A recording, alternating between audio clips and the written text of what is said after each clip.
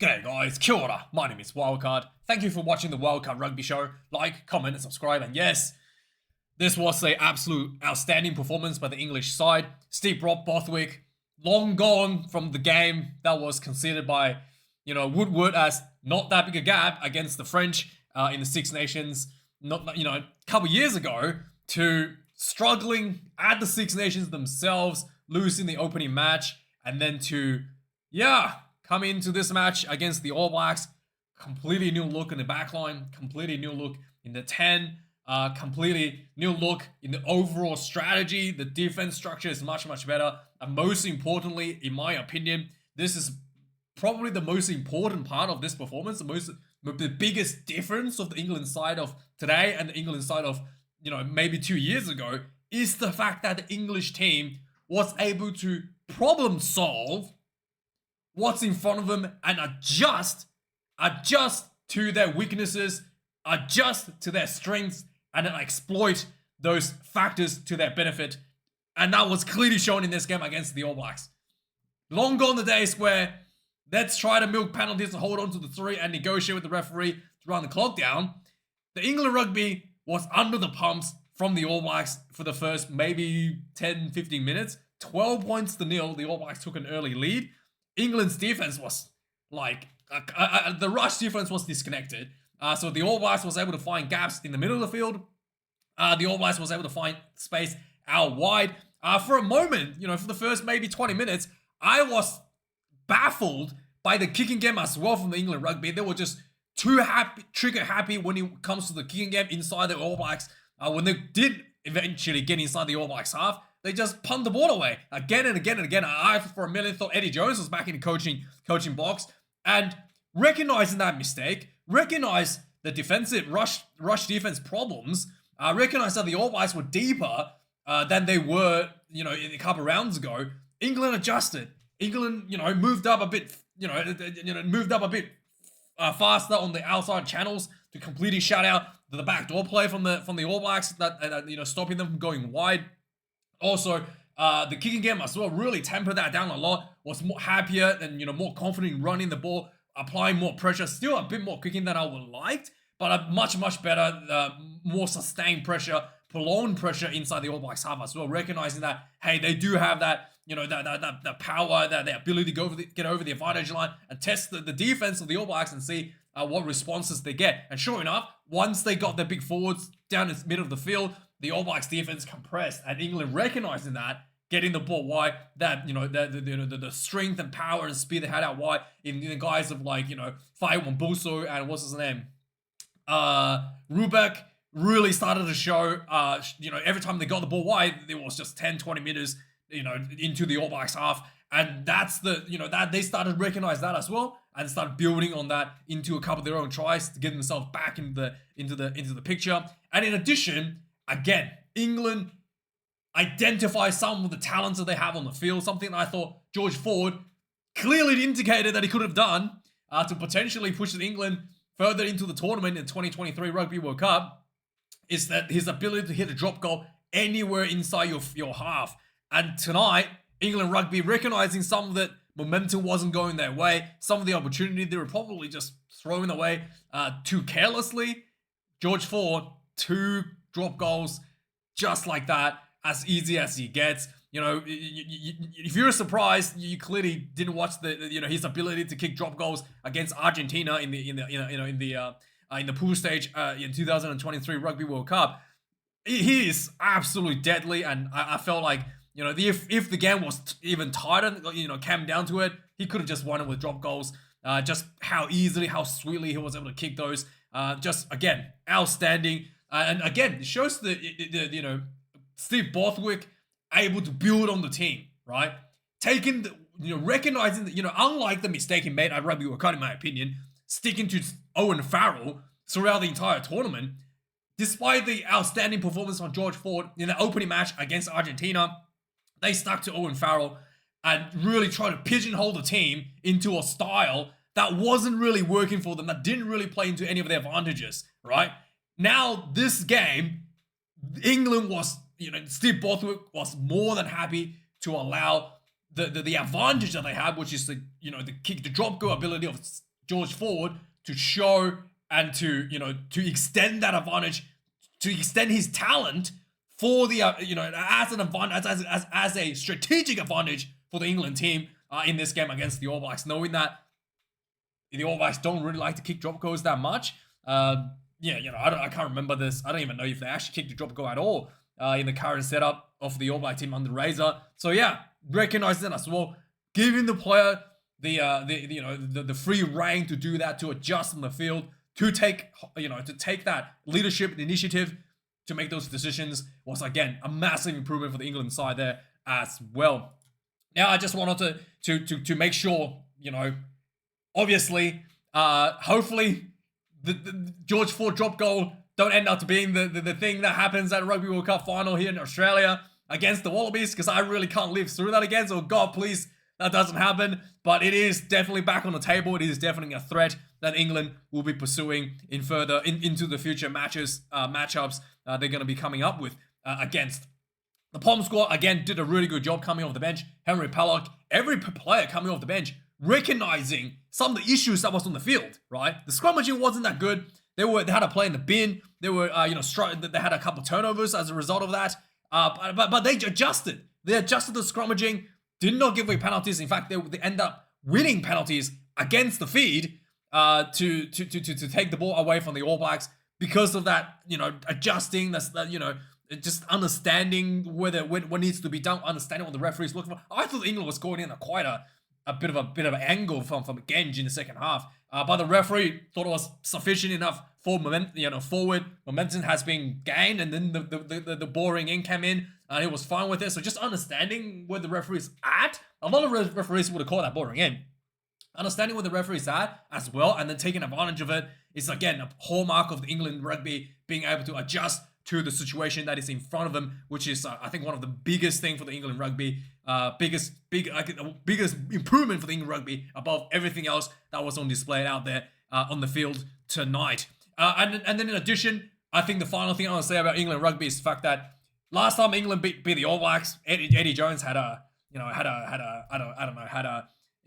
made everybody feel like they're in the top of the world and England basically that was the peak, and England became complacent, start going downhill. The ego got a bit too big for themselves, and then you lost the World Cup in 19, and he still didn't adjust, didn't change, and then England became a team where they were more afraid of losing than winning than winning the game, right? Their focus was more about not losing instead of about winning. So that was something that I thought the England rugby kind of taking a step back after winning the All Blacks mentally, and the ego probably got to be too big. And hopefully there's still a lot to work on with this England side. It's still not a perfect, some of the kicking games still not a perfectly executed.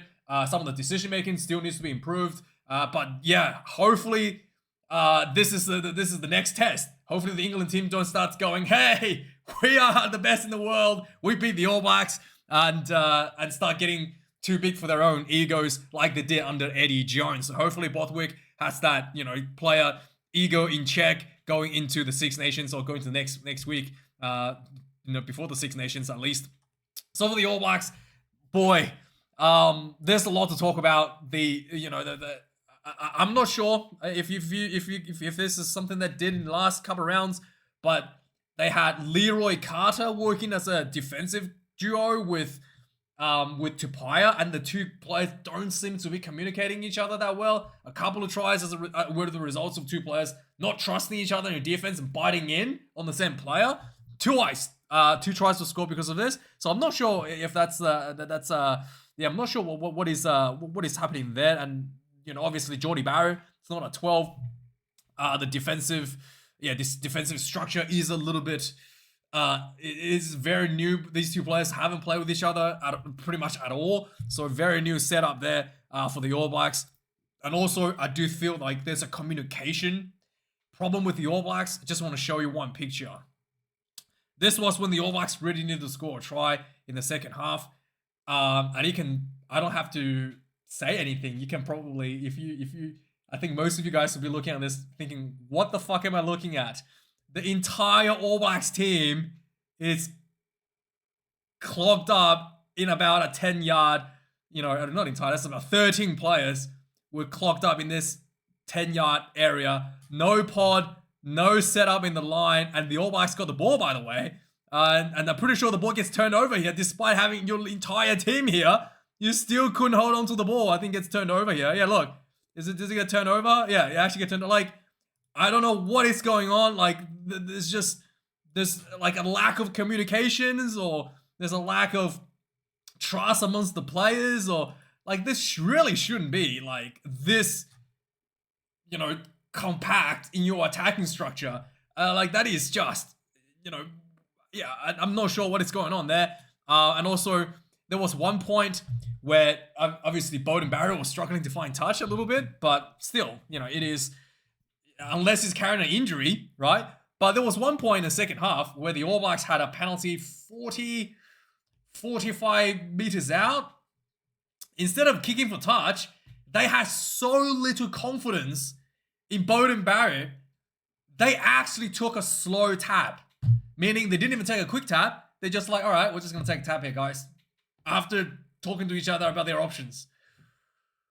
Yeah, I mean, that is not a good sign, in my opinion. I don't know, like is that a direction from the coaching box upstairs? Is that just Beauden Barrett saying, like, my legs are hurting? Later on, Will Jordan took over the kicking, but still, like, yeah, Will Jordan could have done the kick if Beauden Barrett was having some leg issues, but it didn't look like him. He was doing kicks after that. But I mean, I'm mind blown by that decision to just completely lose confidence on their own, 140 test cap fly half to find touch and went for a slow tap. That was mind blowing for me. I don't know what is going on there. Again, the All Blacks were really good in the first probably 10-15 minutes where they scored the 2 tries. They had some really nice depths to get the ball out wide, and then finding some nice gaps in the English defense due to that disconnection in the rush defense. But then again, unlike the English, the All Blacks weren't able to adjust to it. The English rush defense adjusted, and then the All Blacks wasn't able to change their game plan by kicking the ball, maybe do a little bit of dink behind. They tried that a little bit, but probably could have done that a bit more. A little bit of dink behind, a little bit of over the top to try to get around that English defense. They did not adjust. They just stuck to that same, backdoor play, and then just got shut down again and again and again and again and again. So the All Blacks did not adjust, unlike the English. So another thing, I mean, this, this is going to be a really tough razor to turn this ship around. I don't know. Some of the selections, I was a little bit head scratching as well. Ratama was clearly a little bit too slow. Wildkard, obviously, I think was taken off because of he had a leg, maybe banged up his leg a little bit.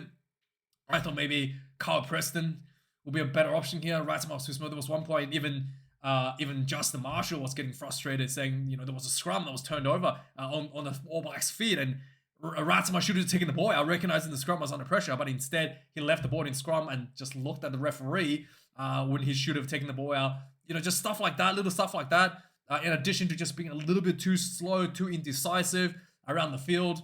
And if you can watch some of the players' body language as well. When there's when there's stoppage, the England players are kind of getting together and talking, and the All Blacks players are all just scattered around.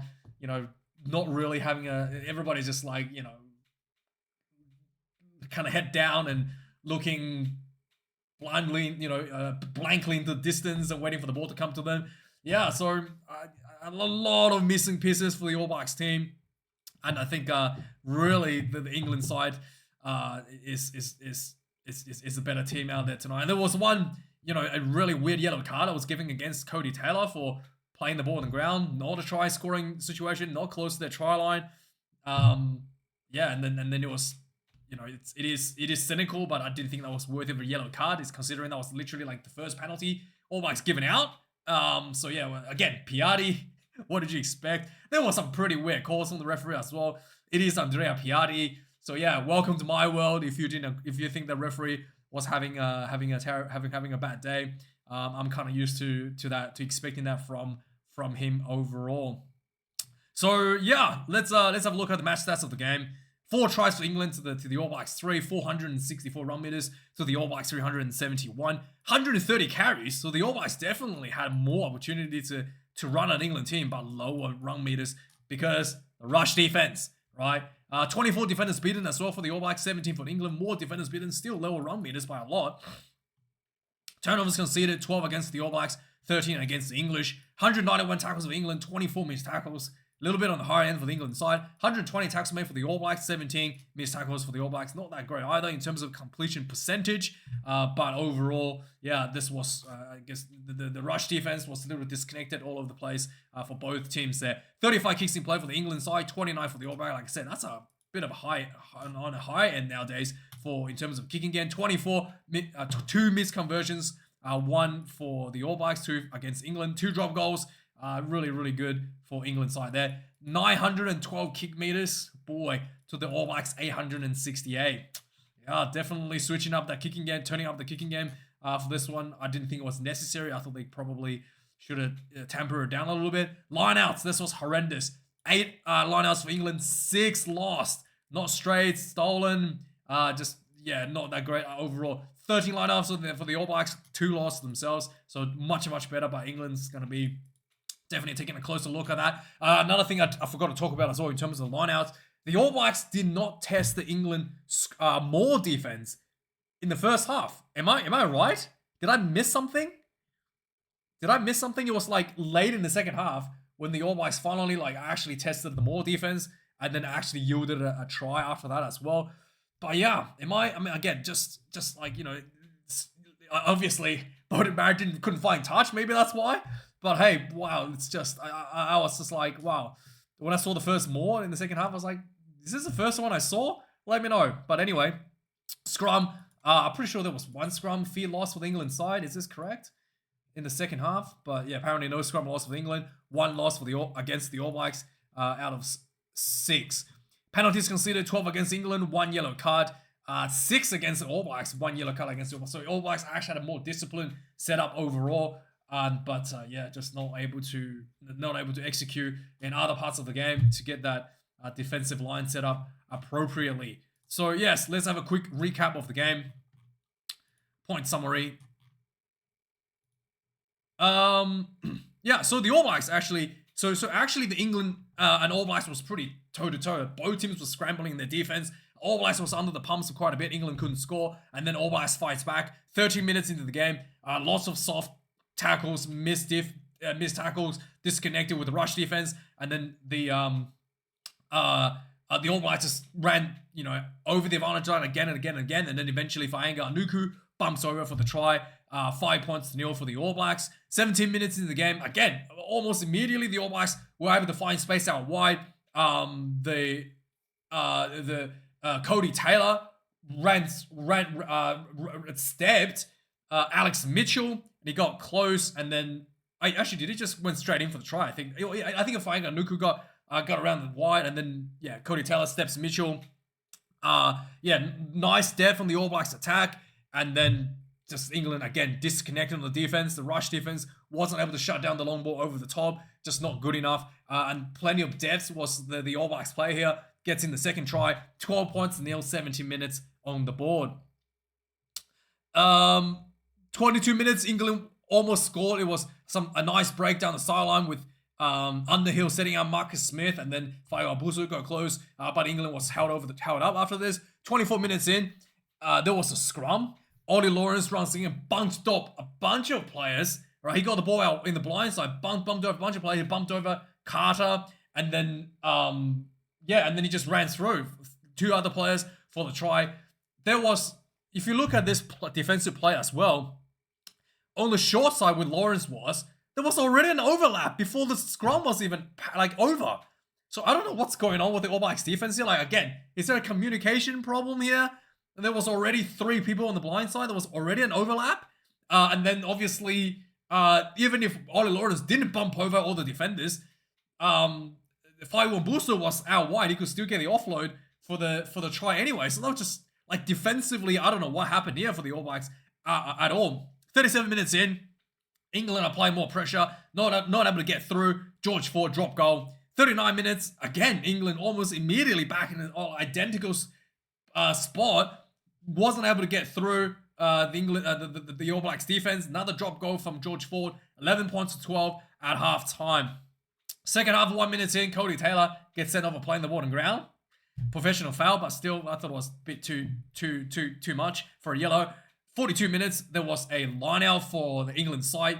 Just a nice little crash ball center field. A pick and drive Underhill try. 18 points to 12. England pulls ahead. 45 minutes. This is what I was talking about. All Blacks has a play in the bin, right? 45 meters out. Instead of kicking for touch, even kicking for a goal, they decide to take a tap and go. And yeah, it's just really, really weird. So 49 minutes, it looked like England had scored. Again, this is weird. Beauden Barrett looked like he ripped the ball out of Ben Earl's hand, and then the ball went backwards and is scooped up by I think it was Rubik, who went in for the try, and then it was called back for a knock on, despite the fact that it was ripped and it was going backwards. And then the TMO says, "Oh wait, hang on, the Ben Earl was offside from the line out that led into this, so no try." Okay, still 20. Yeah. So anyway, 54 minutes in the game. Beauden Barrett came off. D-Mac went on about 10. Again, this was a defensive play inside the All Blacks 22. They made just sweeping changes. Like, I think 2 changes to the back line. And basically, I don't know if because of as a result of the change, the defensive line, again, there was a line out, the ball came out. Both Tupaia and Carter went on to Lawrence at the same time. And Lawrence just popped the ball to Dingwall, who ran through a massive open gap for the try under the post. 25 points to 12. 58 minutes, the All Blacks again had a penalty right in front of the goalpost. Could have gone for the line out, could go for a scrum, tap and go. And I showed you this picture here. The entire team is literally just clogged up in the same spot. Nobody's setting up anything, and then got the ball turned over after that. 65 minutes into the game, England was giving away repeated penalties. The All Blacks decided to finally go for the line out and they test the England more defense. Again, there was a penalty advantage. Ball went out. There was a crash ball of center field. Ball went out wide. D-Mac flat ball to Will Jordan. Easy as that. Try time. 25 points to the 19. 75 minutes in the game. There was another penalty to England. They're taking this one. 28 points to 19. 76 minutes of the game. There was just, again, the All Blacks was trying to run the ball desperately out of their own 22. There was a loose pass on the ground. And looked like to me, there was really not that much urgency from the All Blacks to try to recoup this ball.